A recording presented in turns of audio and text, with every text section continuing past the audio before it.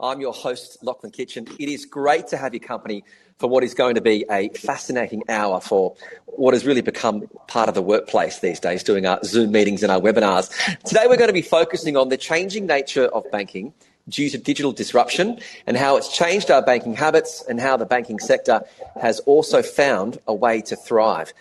COVID-19 has made a profound impact on every single person on the planet and every industry across the globe. No one's been immune. And even before the pandemic, the banking industry was being reshaped by a series of forces, demanding customers, increasing competition, technology changes, changing regulations. We could go on. But now, digitising at speed and scale is really the only way to survive, revive, and eventually thrive in the current market. To win in this digital age, banks in the UAE will need a strong foundation underpinning their digital engagement strategy. So to make this happen, banks will need an advanced front-to-back digital banking platform that can help them onboard, engage, sell and service retail, small business and corporate customers on a range of digital channels.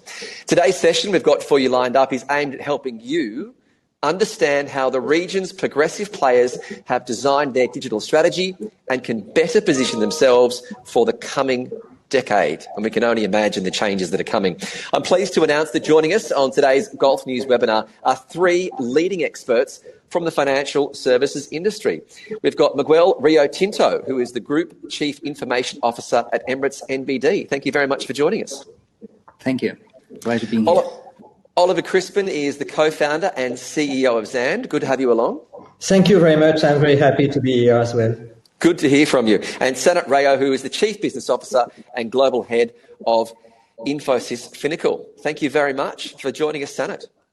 Hi, everyone. Joining you from London. Wonderful. How's the weather in London? Overcast, grey? What have we got? Bright and sunny. I'll believe it when you show me a picture. Miguel, over to you. First of all, Miguel, Emirates NBD is known as Dubai's largest bank.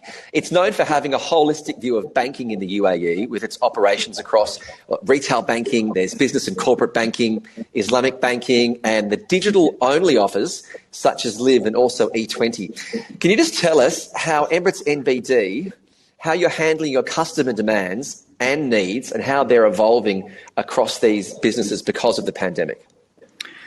Yep. So the COVID crisis, the COVID-19 crisis has generated in a very short time a profound transformation in the way people buy and consume generally. And this also includes financial services in banking. These were trends that were already there, but in some respect, they have been accelerated by COVID-19.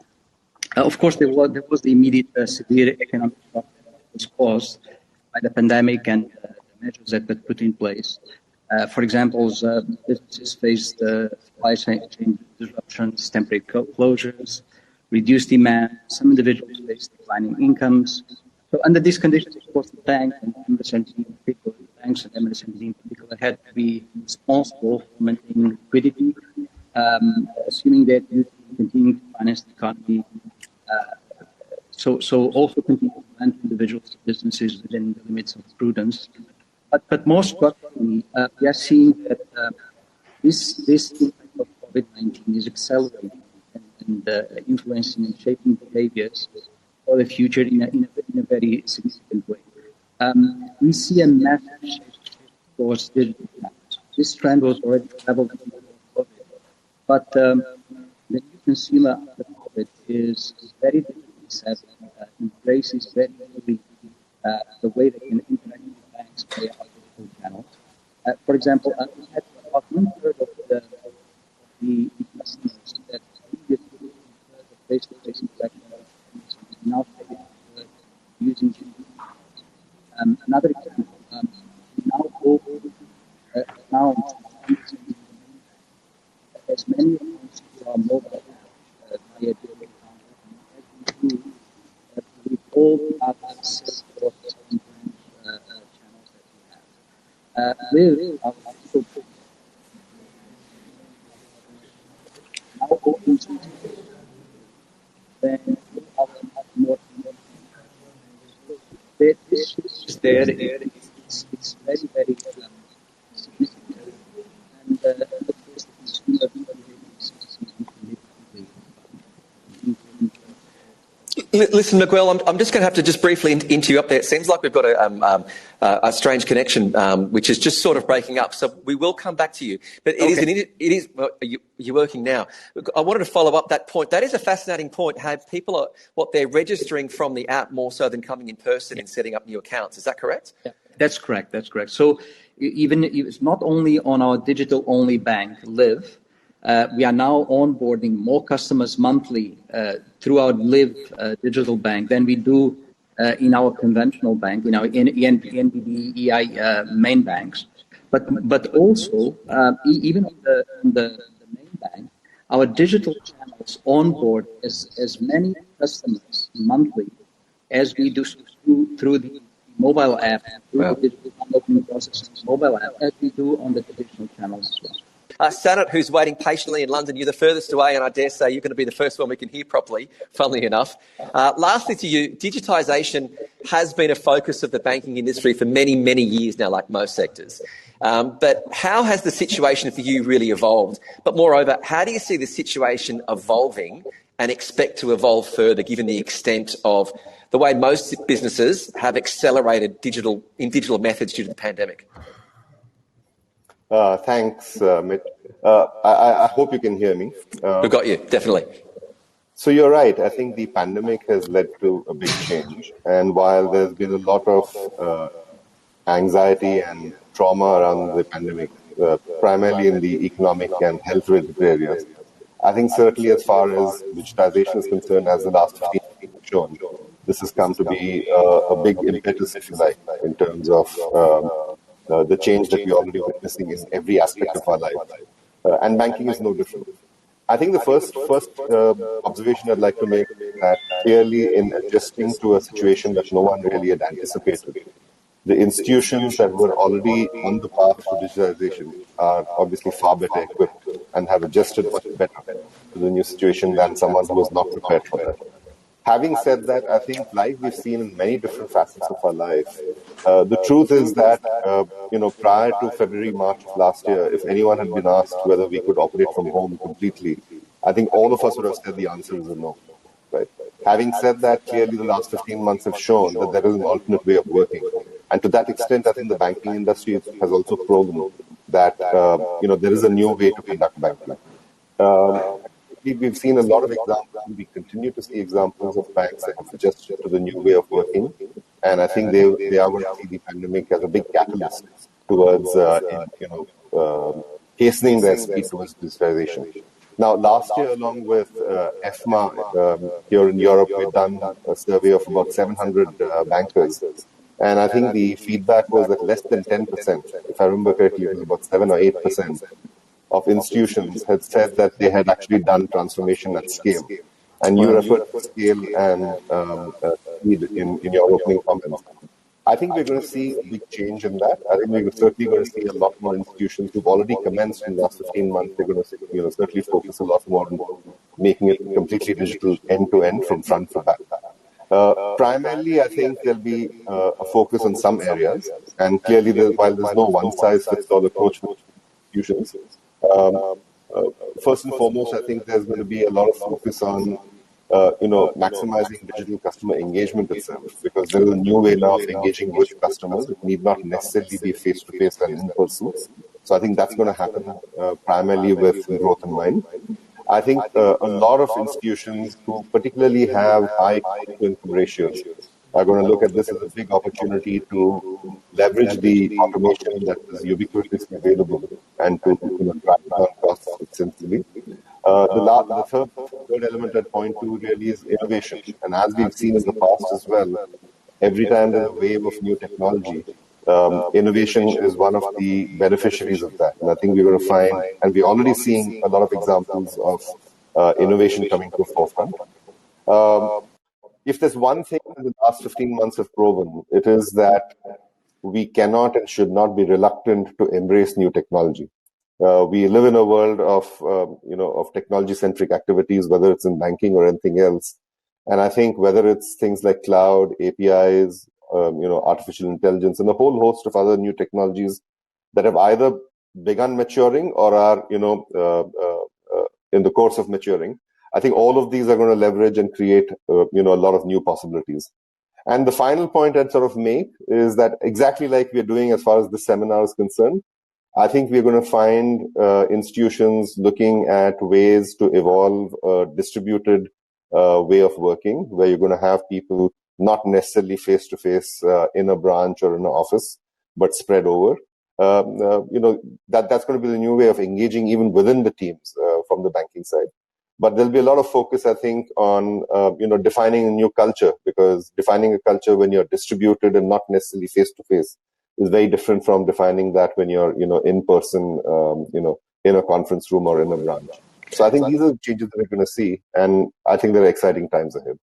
It is certainly exciting times. So would you then sort of see that of all those key drivers that are emerging as customer engagement, and how you engage better with your customers? There's obviously, innovation is going to be at the core of that. But what do you think is Infosys Finical's recommendation to other banks and financial services to better engage with their customers, given there's going to be so little face-to-face engagement going forward?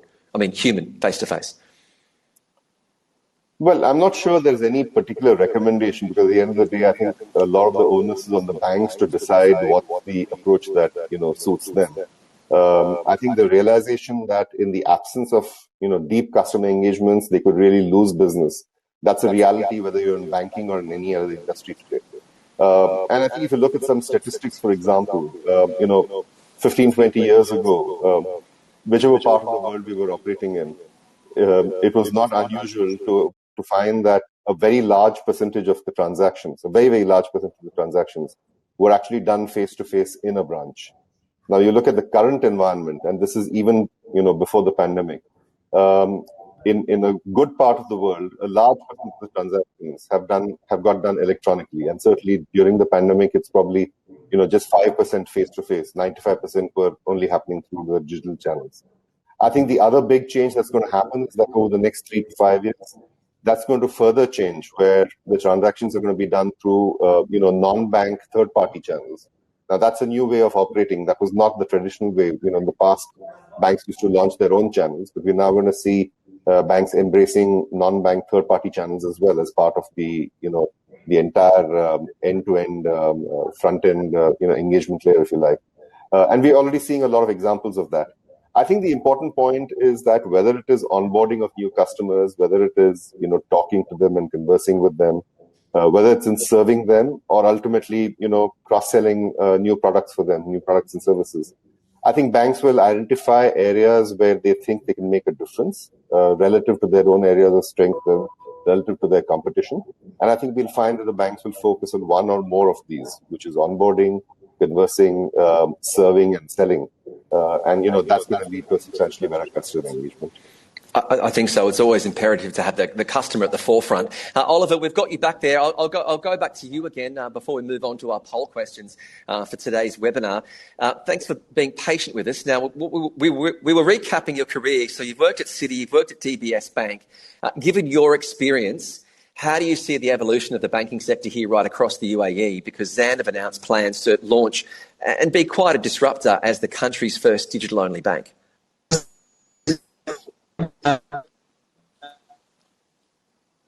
No, it doesn't look like we're going to be successful with you.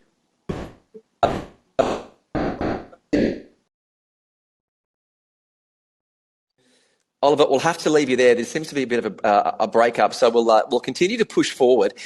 Just as we do, I'd like to mention just a couple of small housekeeping points, and thank you to those who are tuning into today's webinar. And that is that if you would like to ask a question during the webinar, we've made time for a Q&A session at the end.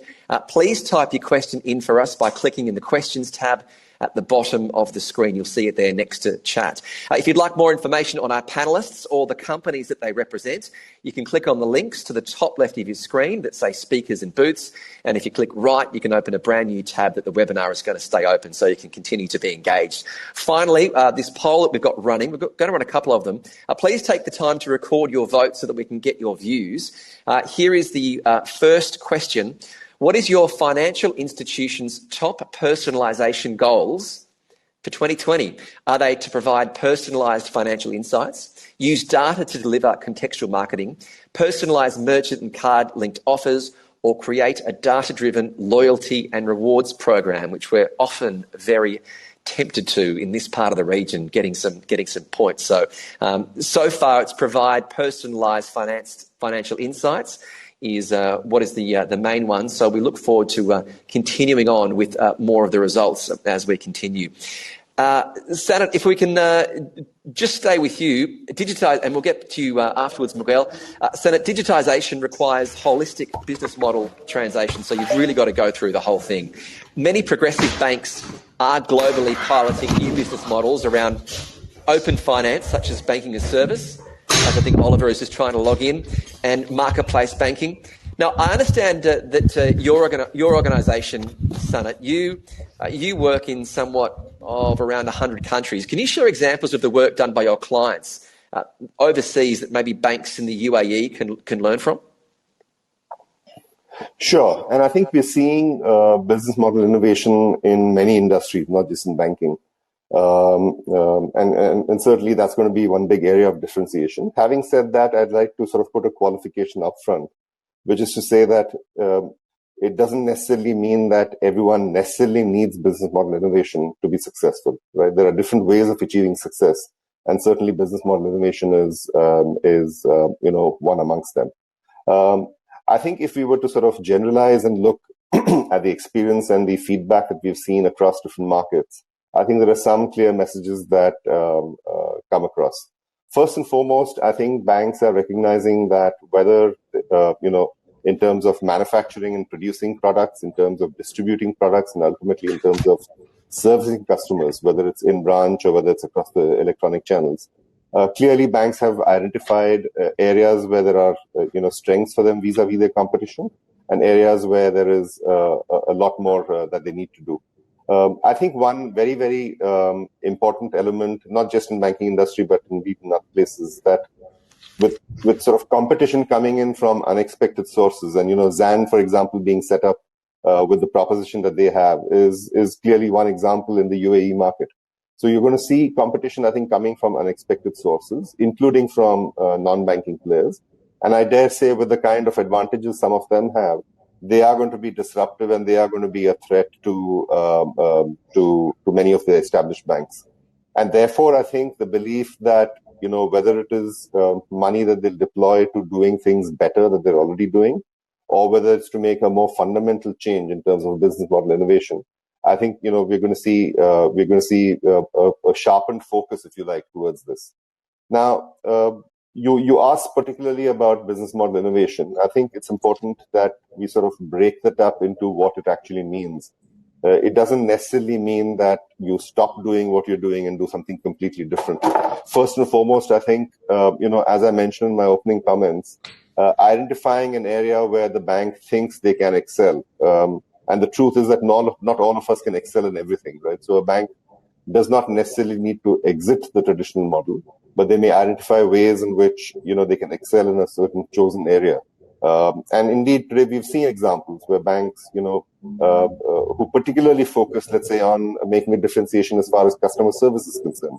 Now, that's a brave proposition. And, you find examples of banks, looking at that.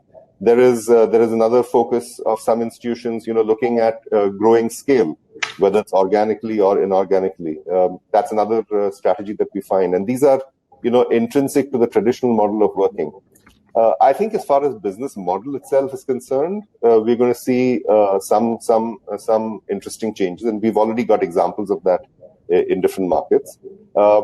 Traditionally, I think a bank was seen as a manufacturer of products and services, which means that they develop products and they share, they make the products available to their customers.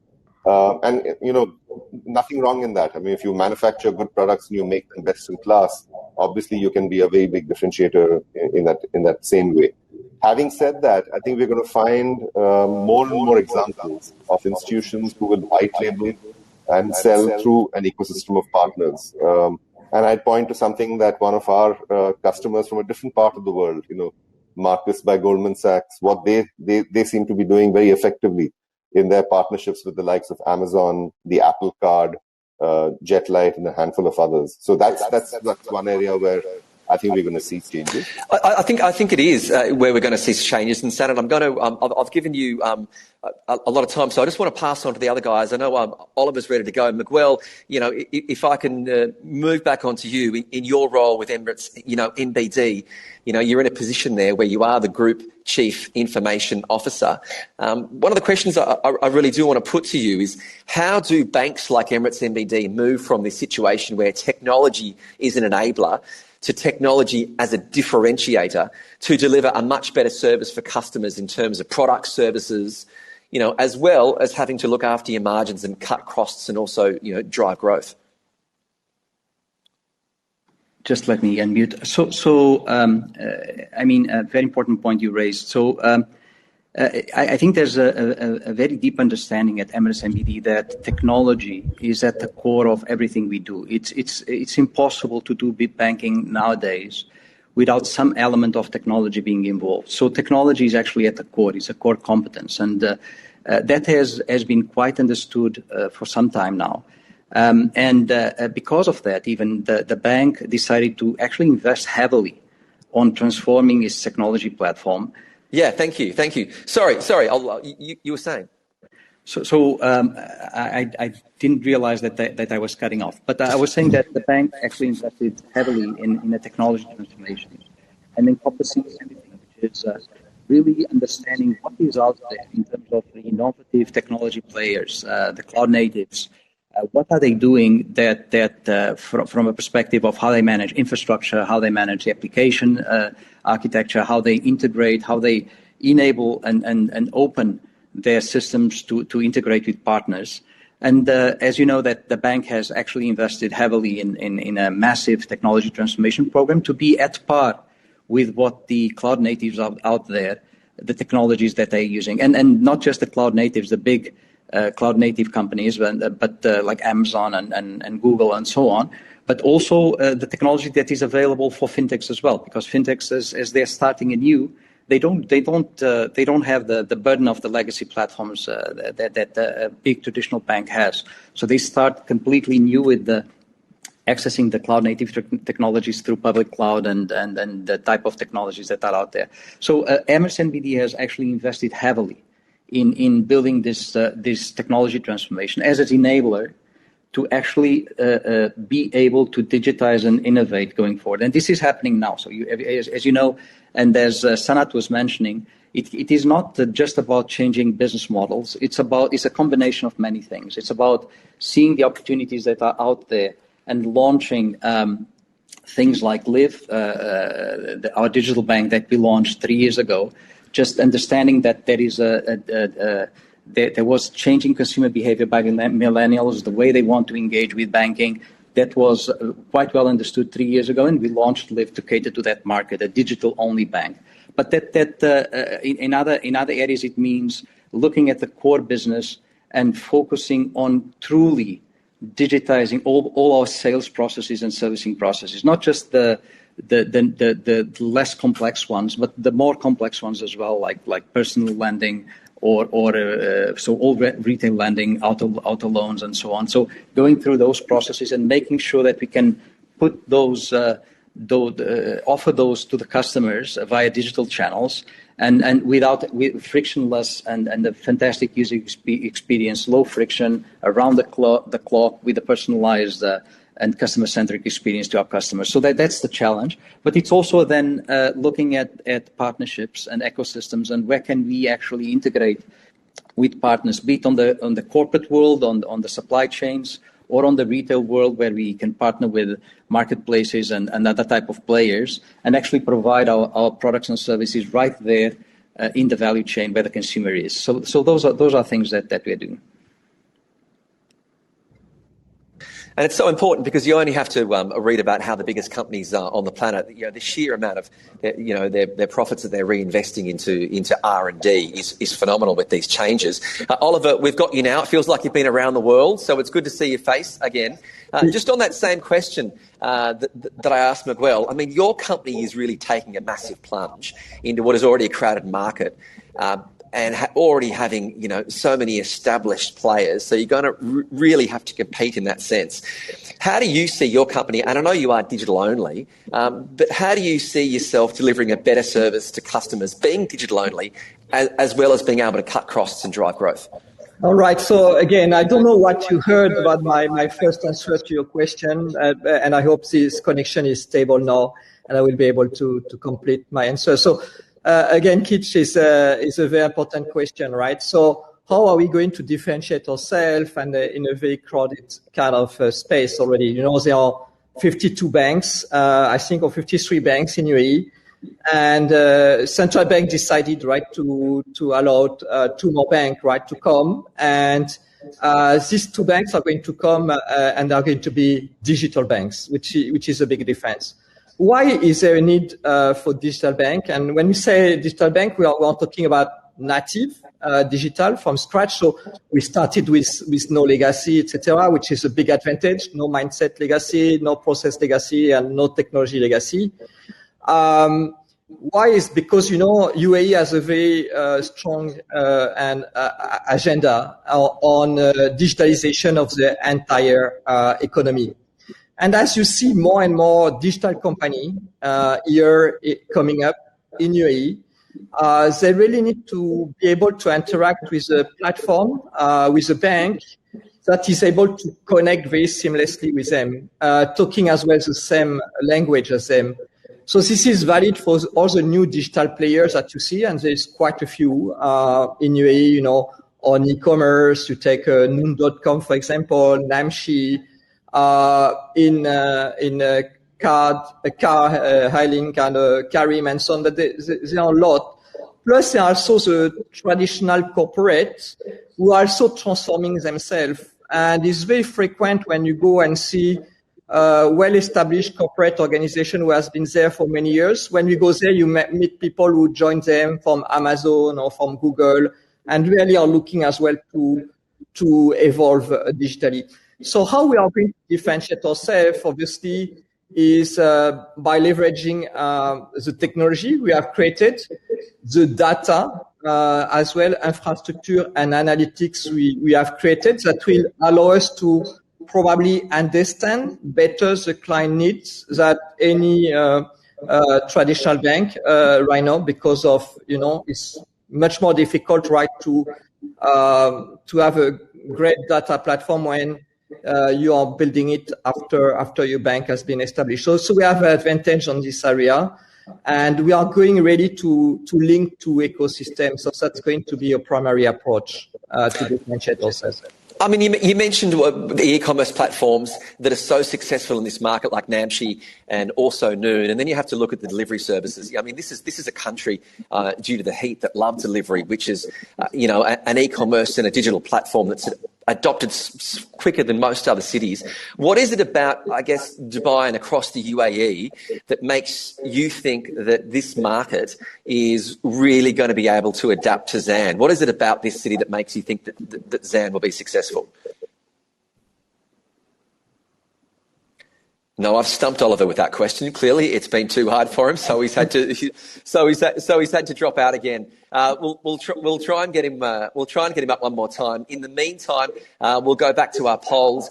There's another poll currently running, which we'd love to get your feedback on. What is the top priority for scaling your organisation's digital transformation in 2021? What is the top priority for scaling your organisation's digital transformation in 2021?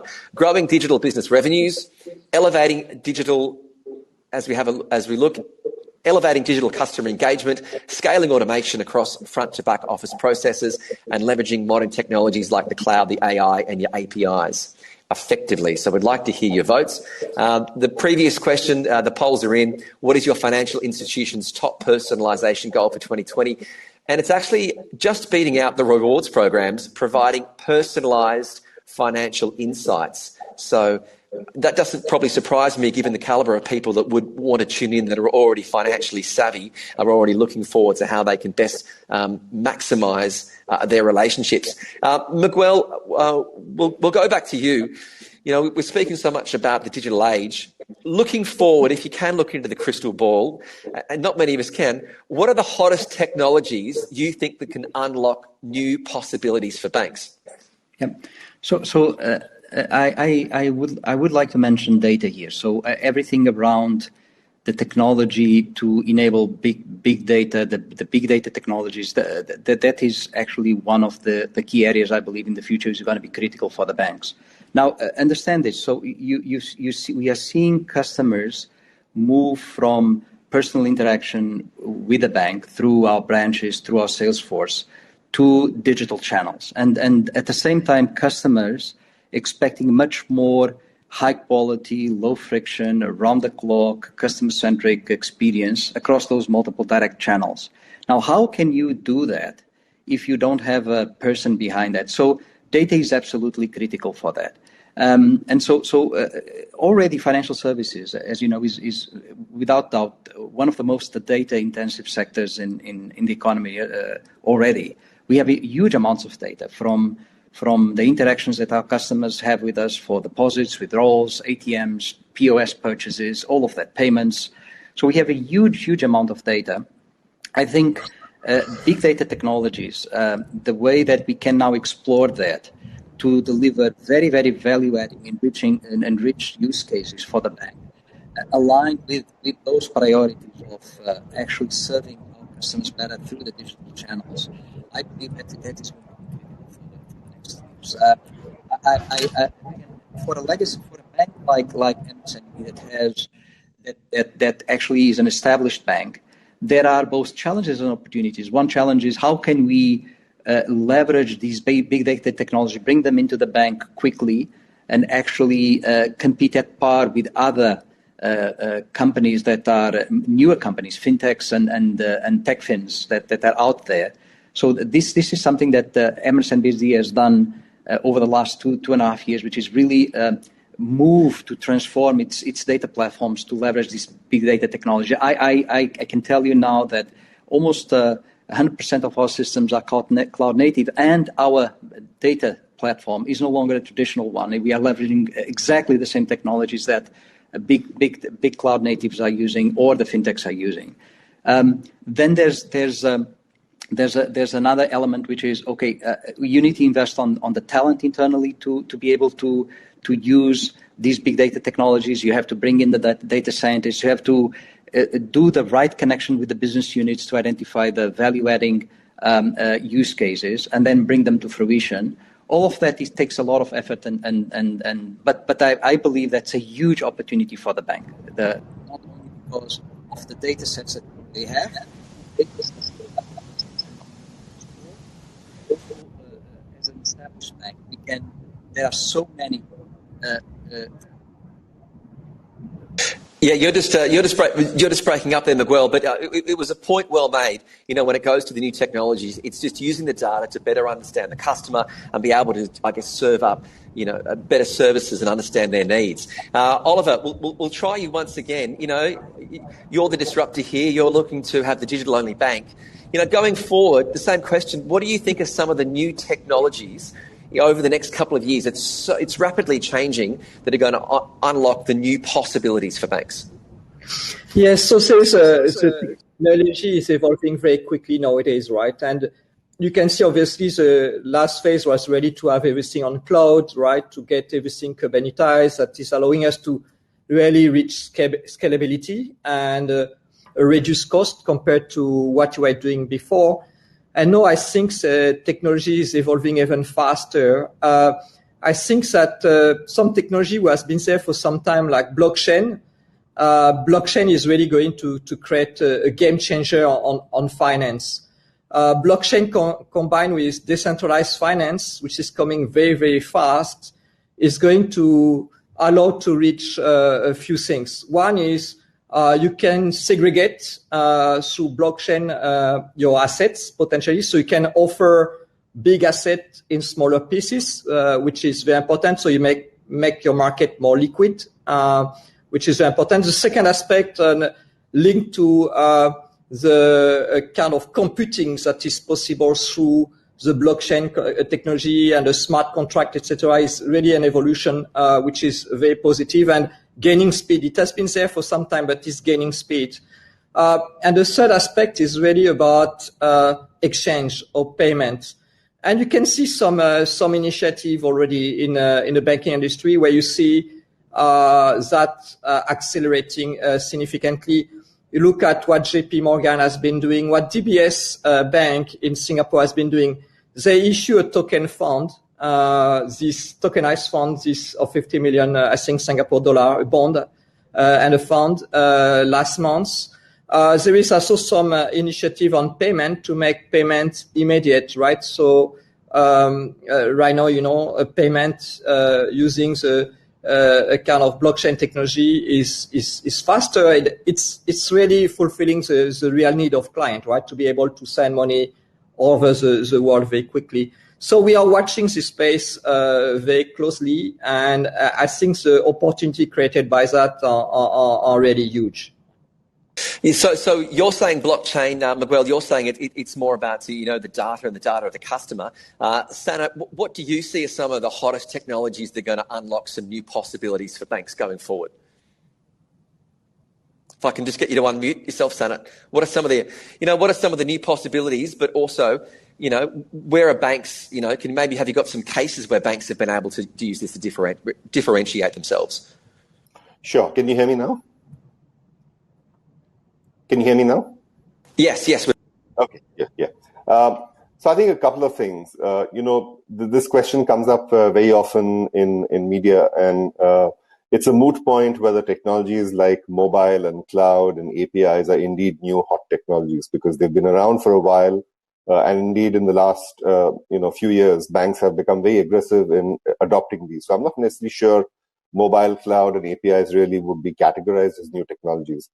Even artificial intelligence, for that matter, has already begun getting deployed in different manners in different banks. Of course, there's still a long way to go there. I think if I were to point to a couple of things that Oliver said, so blockchain, certainly, I think we would endorse that. And we've seen examples where our own blockchain solution, 18 of our clients have come together and created a domestic trade network on the blockchain in India. And the drivers really for this were, on the one hand, cost reduction and risk mitigation, but equally, in a trade kind of a transaction, it was all about speed, it was about traceability, it was about increased security and so on, because, trade by definition is a very document-heavy part of, banking. If I remember correctly, from the customer experience perspective, when that was launched, the new network that was launched with these 18 banks, they reduced the cycle time for inland letter of credit by something like 70 or 75%. So I think there are lots of benefits there. I think as far as blockchain is concerned, while banks have begun indeed experimenting with that, like it has happened for many other technologies, we're still waiting for that to be really taken to scale, right? And hopefully that's something that will happen. I'd like to go back to the point Miguel mentioned, which is, data. At the end of the day today, there's no shortage of new technologies. And indeed, in the next 3 years, there'll be even more exciting new developments as far as technology is concerned. I think at the end of the day, it's not a question about deploying technology for the sake of technology. I think it's going to be a question of the bank deciding and finding ways in which they can leverage the data that they have so that it makes a difference to their own business. And certainly in this respect, AI and all the various, offshoots of AI around operations, around analytics and insight, ultimately leading to better customer service. I think this is certainly one area where we're going to see a lot of interest. Having said that, I'd just end by saying this, that while I started by saying, cloud and APIs and mobile are not necessarily seen as hot new technologies, I think like it happens with every new technology, you go through waves. A new technology comes in, you adopt the technology, and you have to allow for a certain amount of time before that really matures, right? And if you deploy a new technology today, it doesn't necessarily mean that you're going to leverage that overnight. It's going to take a bit of time.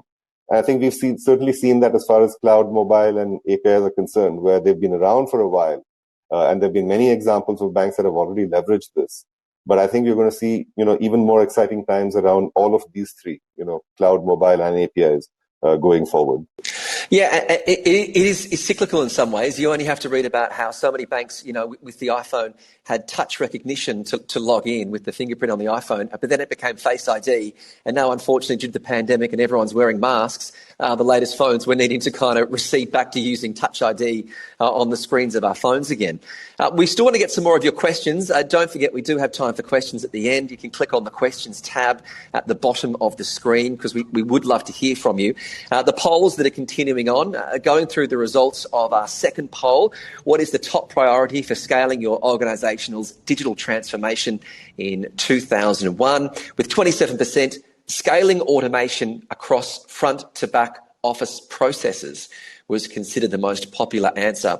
Thank you very much for that. The final poll question we've got for you, we're already getting some votes. What would be the target business model mix for your organisation in the year 2025? What would be the target business model mix for your organisation in the year 2025? We're looking for, is it segment-focused players in the digital category, manufacturing-focused player, banking as a service provider, distribution-focused player for a digital customer acquirer, or a universal player for digital relationship with all custom segments? So we'd love to hear your thoughts on the poll. Looking to some of the questions. The first question I'll put to you, Miguel, that's come through. The question has come through from Ibrahim. Miguel, I would really like to know the best strategy the speakers are using when it comes to customer acquisition. What's your best strategy when you're trying to get more customers off the other guys? You can unmute yourself, Miguel, because I'd love to hear your answer for this one. Yeah, sorry. No, it's a very good question. It's the $1 million question. So so there are, I think, in the context of the current consumer behavior and how this has evolved, consumers have also moved significantly to use social networks. So they are much more active on social networks as well. There's a fantastic statistic. Over the last year, the number of feedback comments on social networks, on products, on services, and so on, has increased fivefold in 1 year. So this means that consumers are much more willing, much more participating in social networks and interacting in social networks, not just with their close family and so on, but beyond that.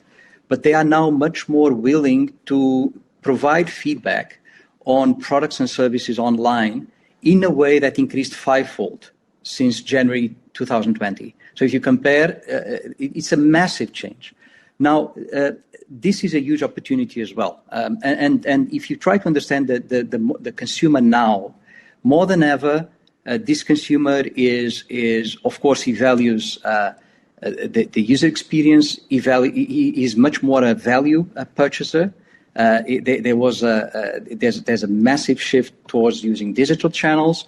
So all of this, and of course, there's an element that I think is very important, which is more than ever, the trust on the institutions and the brand are becoming very, very, very important. So if you take these three things, so they are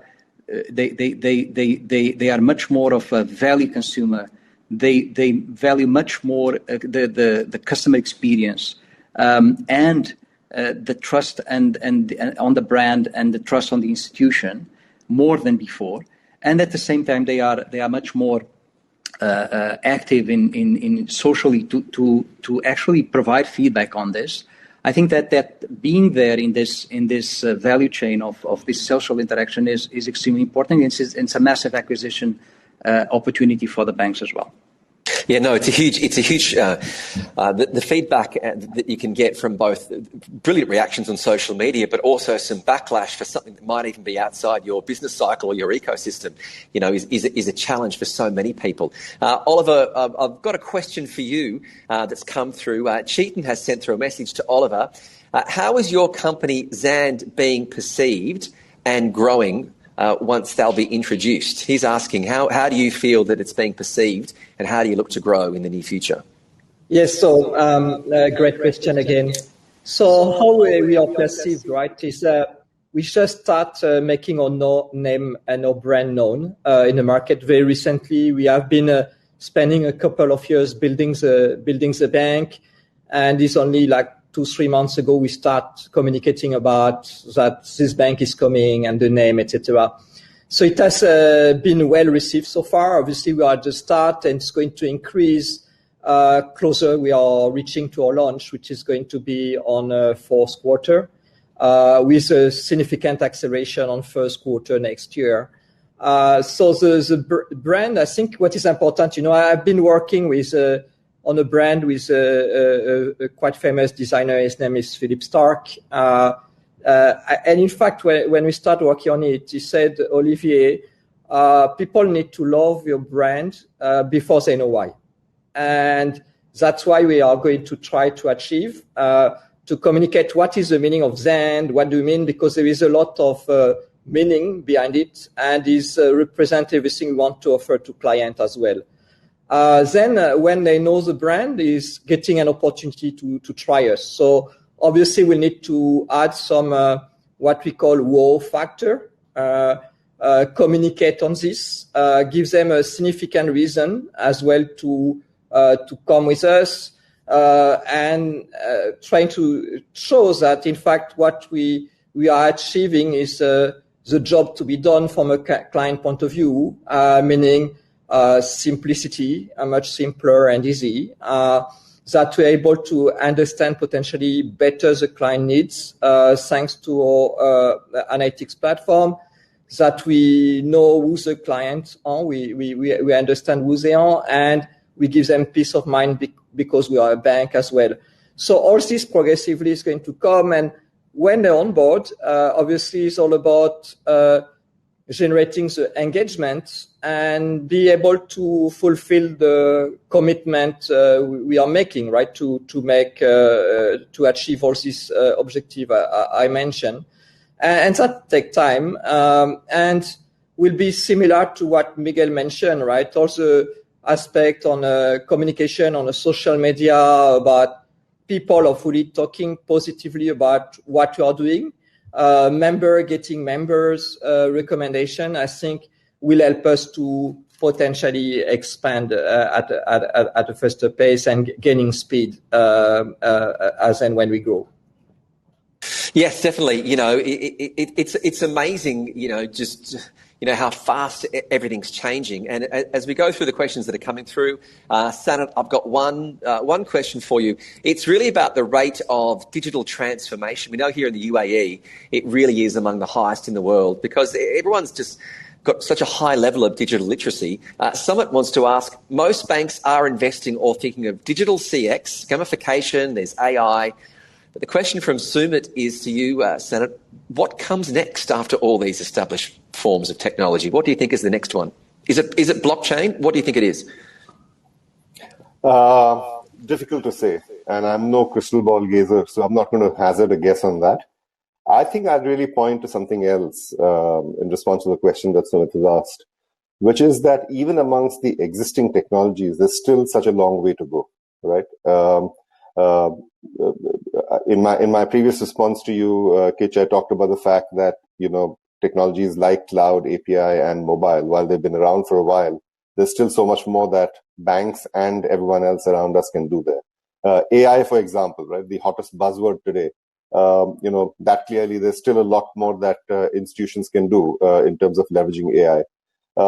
There are, of course, other emerging technologies around AR, VR, and so on. Internet of Things certainly is going to make it a lot more interesting in terms of bringing our entire life together, not just in terms of banking, but, you've got a smart home, for example, or a smart car, for example. So bringing all of these other elements in your daily life and connecting all of them. So I think there are a lot of emerging technologies. I think it's difficult to say which the next big one will be. And as we discussed a little earlier, many of these go through cycles and waves, right? So the technology may get identified in the next 1 or 2 years, but might really sort of bear fruition maybe 10 years down the line. And look at AI, for example. AI has been there for many, many years, or APIs for that matter. Yet today it's become the biggest buzzword in the industry. So I think, I'd really say that, it's exciting that there's going to be so much of focus on technology, and certainly there's going to be a lot of new technologies. But certainly, I would point to the fact that even amongst the technologies that are already present today, there's still so much more that we can do. And that itself, I think, creates a lot of excitement for the next 3 to 5 years. Yeah, I tend to agree. Miguel spoke about the future of being data driven. Olivier, I think you just had dropped out when we were asking everyone the same question, but it really does relate to you. Customer data is just increasingly becoming part of the strategy, part of the business strategy, and ultimately business value for who can understand their customer the best. How are you making the most of this digital transformation to become more data driven? So. Yes, you probably asked the question before, and I've not been heard previously. So, for me, when I started the bank 2 years ago, it was very important to build. At the same time, we were building the technology platform to build a very strong data platform from day one. So we consider ourselves as a data-first organization. We have if I tell you my team who built the bank, right, is around 100 people in total, 25% on the data side and analytics area, which to give you how important we believe it is and how important it's going to be able to help differentiate in future. So we have build everything from a full MDM master data management platform with all the tools, all the connection, making sure as well from day one that from a data point of view, we are compliant with the most stringent kind of regulation. Like, for example, here in UAE, there is some kind of regulation, but we are also make sure we comply with GDPR, the European regulation. In what really on the spirit of what we are doing from a data point of view, we collect data about client, but we want data to know about which data we have about them. And if they want to know which data we have, we should be able to provide to them immediately. As well, we have created data in a form that is linking very well with the business kind of objective and client needs. So all the information is available 360 degree, right, on through a CRM tool. Where we can see really what's happening at any point in the journey of a client. And if a client has an inquiry, he will be able to reach us and we'll know exactly what he's dealing with at the moment because we have built real-time kind of information on data. So all this has been very, very important and is going to help us first to assess better the risk in our organization. So if you're able to assess better the risk you have with a client or with a corporate, you are able to come up with the best rate for them, which is really the best rate you will be able to provide. It is surprising on that, Olivier, because I think that perhaps 10 years ago, people were quite scared about companies knowing too much about them and controlling a lot of their data. Now I think people are much more happy to open themselves up, so they do have tailored campaigns, tailored social media advertisements, so they're not getting a lot of that information that otherwise would have been wasted. And there seems to be much more of an opt-in culture, I think, these days, and people are more trusting. Miguel, moving back to you, you often spoke about Emirates NBD and the importance of being data. A question for you, Miguel, has actually come in from Ajaz. He says, what do you think are the long-term plans for NBD as a digital-only bank, both from a product and geographic strategy perspective? Any insights you could maybe let us in on? Any plans you've got coming forward? No, I'm not going to talk about plans, but I think the trends we've been discussing, they are going to transform banking and the NBD as well. So, you've seen the offering we have out there. We have digital-only value propositions on both retail for millennials with Live. We have an SME-only digital bank called E20 that was launched just last year, where we actually want to cater to the small entrepreneurs and the small companies out there with a digital-only value proposition, which they actually favor. But also in the core bank, in the mainstream banking products and services that in the main bank and in all our subsidiaries, be it in the UAE or beyond, because what we're talking about is not just happening here; it's happening across all our geographies where we are present, and Emirates NBD is present from the UK to Singapore through Egypt, KSA, and so on, and Turkey. What we are actually seeing is this tremendous shift to move servicing, sales, onboarding completely to digital channels. While doing that, really eliminate the human element across the end-to-end process. It's not just putting a form out there. It's actually making sure that the decision process that is being taken by humans currently across the value chain end-to-end, be it for underwriting, risk underwriting, be it for compliance, know your customer purposes, be it for any other purpose where you have a human there. What can you do to actually leverage data, leverage AI, machine learning, and so on, to replace the human heuristics with actually the technology taking the decision and enabling a superior customer experience? Because consumers in the end, not just for very simple services like payments or transfers, but also for the complex ones, as we are moving them to these digital channels, they also want to have fantastic customer experience. They want to have end-to-end STP fulfillment of whatever they're doing on their mobile channel, online, and so on. Now, to achieve that, it's not just all these things that we've been talking about, mobile, APIs, cloud, and so on. These are enabling tools, but I truly believe that beyond what we're doing already, which is just putting these products and services out there in our digital channels, the ability for us to take data and take these decisions using these machine learning models and so on is going to become increasingly important, because they are an enabler for you to take better decisions, but also to fulfill this fantastic user experience, this STP fulfillment that you want your customers to have. Yeah, thank you. I mean, it is always about customer interaction and engagement at the end. Olivia, a question has come in that's been addressed to you. This is from Abdu. Abdu says, can you please ask Olivia, what does ZAND mean? All right, that's a great question, right?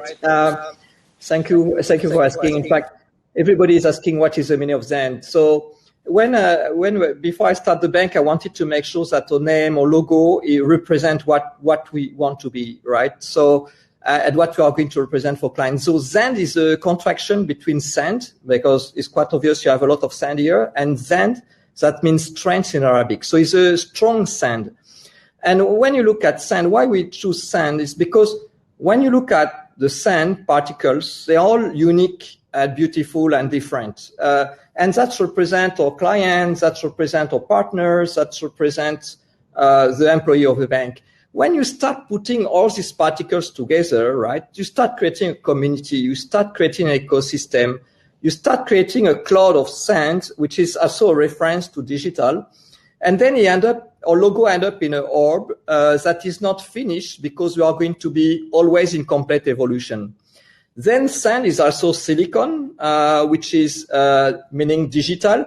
And the last point is, when you reverse ZAND and you read it backward, is DNA Z, which means is a latest kind of generation of organization. And when you look at this, also small particle you bring together, very unique in skills, that means we are bringing people together. We are not building the bank alone. We are building it with partners. We have people who are better than us in many areas. We bring all this together. Then you have the ecosystem and the community. That's how we are approaching all our product we build around how we can support the economy, how we can support an ecosystem, how we can do all that. And this is, in a way, right, this ZAND representation is really a kind of mission statement and what you want to mean. And obviously, this will reach out to everybody. Thank you, Olivier. Sanat, a question has come in for you. This has come in from Sandeep. He says to Sanat, how do banks ensure a seamless experience working with various vendors and also digital tools? Okay, I would have thought that would be a question to the banks rather than to me, but let me take a shot at that. I think as far as we are concerned, we recognize that in a large progressive bank, there's going to be different kinds of technologies from different providers there. And therefore, from our point of view, we need to make our systems open. We need to make them seamlessly available. We need to make them contemporary so that the banks can afford to, have them talking to other systems, if you like. I think the other element, of course, is the ease of deployment and the ease of usage. At the end of the day, it's all about the customer experience. And if you have, 3 spokes in a wheel and one of those spokes doesn't work well, then it's going to impact the working of the whole wheel, right? And therefore, we recognize that while there's a lot of focus that we have to place in terms of what we do as far as our own solutions is concerned, we recognize that, a bank is always going to have other tools and other applications from other providers as well. And therefore, it's important that our systems sort of coexist with those. Last but not the least, I'd sort of point to, this element that we talked about earlier about APIs. Today, it's all about APIs talking to other APIs and leveraging APIs to sort of extract data, to use the data, and to ultimately, deploy the data in a manner which is most effective and most compelling for the bank. So I think from that point of view as well, we've seen a change happening whereby, APIs were earlier seen to be more technical in nature. Today, it's all about making APIs a lot more business centric, if you like. So that actually translates into a business transaction, translates into something which is real as far as the banking process is concerned. So I think a lot of these different actions are being taken by different providers and indeed by the banks to ensure that all the different spokes in the wheel, if you like, work seamlessly so that the wheel moves smoothly. Yeah, thanks, Sanat. I mean, you mentioned that would be a good question for the banks, so I will pass that on to you, Miguel. The same question from Sandeep. How are banks like yours, Emirates NBD, ensuring this seamless experience in working with various when they're working there alongside various vendors and also their digital tools? Yeah, just for context, a large bank catering to all product segments and of course it needs to work with many vendors. It cannot just work with one vendor and expect that platform from that vendor to fulfill all the needs and all the capabilities that the bank requires. That doesn't exist. So Emirates NBD in fact works with many vendors in IT. And the different capabilities that the business requires are catered to by different vendors. Now, adding to that, there's also a very important point, which is because of all these changes we've been talking about, there has been an increasing push by banks to control the front-end user experience. So meaning that where the differentiation is going to come, where the customer experience is going to be different, is going to be on the front end. And some of the back end capabilities, they are actually, so how you manage the life cycle of products, they can actually be sourced from partners, from Infosys, for example. They have a core banking system that caters to many banks in the world, and where in fact those capabilities will be there. So how do you manage all of this? So these two trends, which is you have to compose from different providers, and there's a build versus buy element here, which is becoming increasingly important as well. Now, traditionally, banks tended to outsource a lot of their engineering capabilities outside. This is being reversed significantly now. So the way that you manage this complexity, so many providers catering to different elements and you having to build versus buy some of the elements as well, is by actually having a very strong IT. And that means an IT capability that is composed by driving and owning the solution architecture, by having competent software engineers that actually drive how applications are being developed in areas like your mobile app, like your online channel. You have to have tremendous talent, and not just on the engineering side, software engineering side, but also on the UX design, UI design, and so on.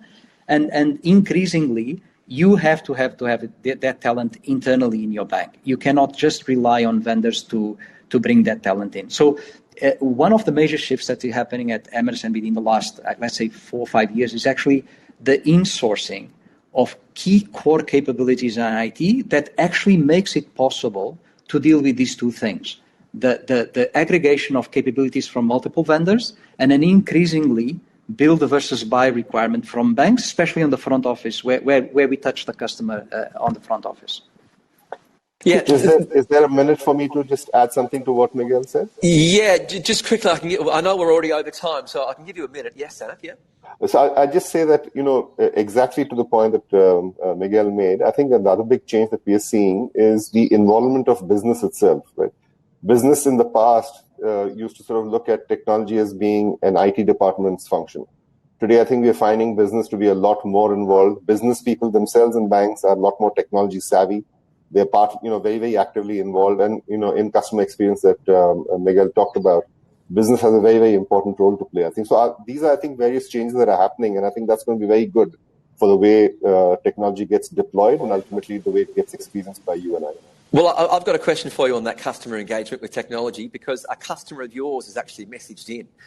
He wants to ask, Sanat, I am one of your customers in Africa, and my question is, what are your plans to ensure omni-channel works across your applications for a better customer service and experience? I don't know what the context of this particular bank is, and therefore I'm not able to provide a specific answer, because obviously it varies from situation to situation. But if you can please share the details of this particular institution with me, Kitch, after the session, we'll get back to the person. Yep, no problem. We definitely like to link you up there. Olivia, the same question that we were really just placing to the guys before. How are you looking to ensure that seamless experience working with sort of the various vendors, obviously as the new player with a new platform that you're working on? So I think Sanat and Miguel gave a lot of elements of the response already. So I will just add a build on top of that, because really it's the right topic have been mentioned by Miguel and Sanat, right? First of all is decide what you want to build, meaning what you want really to own and what you want to buy. And that's similar to what Miguel said. Obviously, the front end, the experience you are creating with the client is very important, and that's where we want to have our own designer, everything in-house. I saw on the analytics, there is a lot we want to have, particularly when we go into areas such creation of new algorithms and so on, that we really want to own. But a lot of the other elements, we need to make sure, first of all, is also, as mentioned by Sanat, the business is fully involved. And we need to get an orchestrator, right, to be able to orchestrate all this technology coming together. And very often that goes through having a very flexible kind of middleware where you can plug like Lego bricks, a different solution you are bringing, and following some very key principle, a guiding principle from day one, meaning that when you plug any external solution, you should be able to unplug them in future without disrupting the rest of your technology. Because very often when you build a technology platform, you have a lot of what we call spaghetti stripes going from one application to another, and very often even building a core banking, and then it's almost impossible, right, to change anything. So from day one, when we start building, we made sure that any external solution that is plugging to our offer can be replaced, because you see the technology is evolving very quickly. So the best PFM solution right now may not be the best solution in 3 years' time. And we want always to have the latest available. So that's also important when you build it, not to be too dependent on CapEx, and try to move most of your expense toward OpEx when you use it. So you don't have as well the issue of writing off a big expense if you want to change part of your technology. So yeah, being able to be adaptable in that spaghetti stripes. I hadn't heard that term before, but I'm going to use that. That's an excellent one. Going through the last poll that we've been asking you, what would be the target business model mix for your organisation in the year 2025? Looking into that crystal ball, whopping 70% have said a universal player with a digital relationship with all customer segments. So no surprise that was the answer. We'll just get one final question as we go to the three of you before we wrap things up. One final question we want to ask with you. I'll start with you, Miguel. how do you think, and we've touched on some of these, these subjects before, but if we can just get a quick wrap up from you before we finish, how do you think that banks can differentiate themselves using technology? What is going to be the one headline for you in the next couple of years? So, and again, touching on some of what we discussed before, it's not about using technology. Technology there's no way around technology. So a bank is a technology company as per definition, and I think that is very, very well understood at Emirates NBD. And everything top down that is being pushed in the bank and bottom up is actually to make us much more technology centric and not just on the traditional IT function in the bank, but also how we interact with business, the business IT interface. How do we bring business more into the technology development as well, and that is happening as we speak. Now on your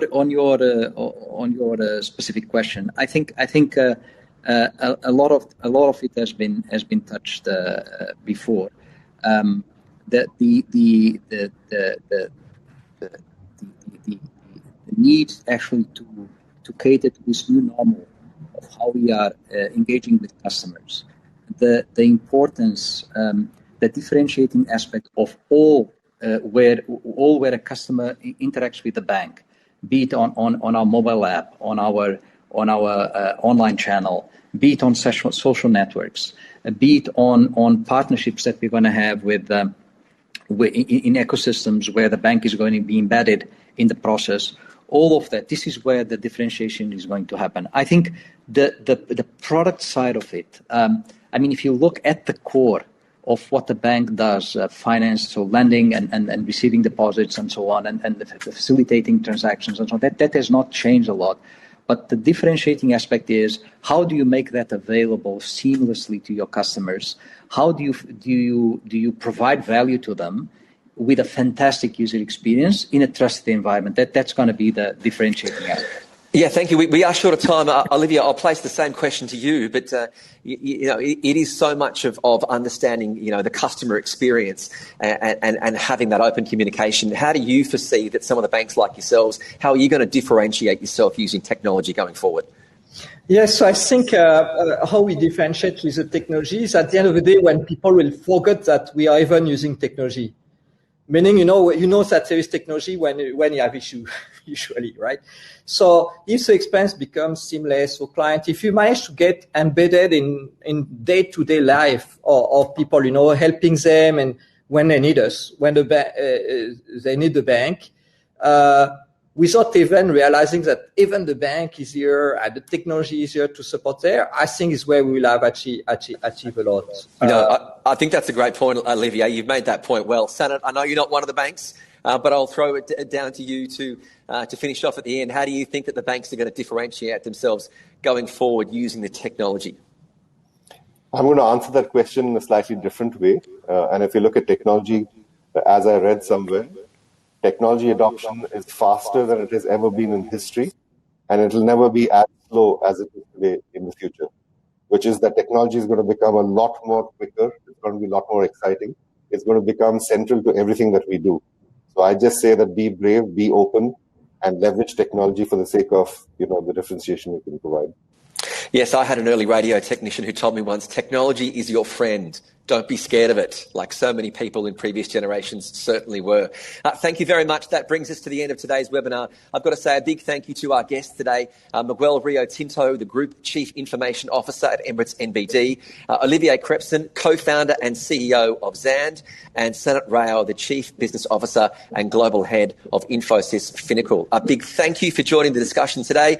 Otherwise, it wouldn't have been possible to share these ideas and also share all of your thinking. It's been a wealth of information that we've been exposed to over this past hour.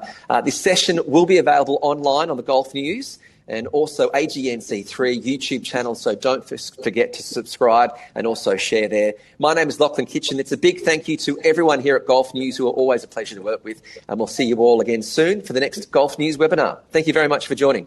Thank you. Thank you. Thank you, Kitch. Bye.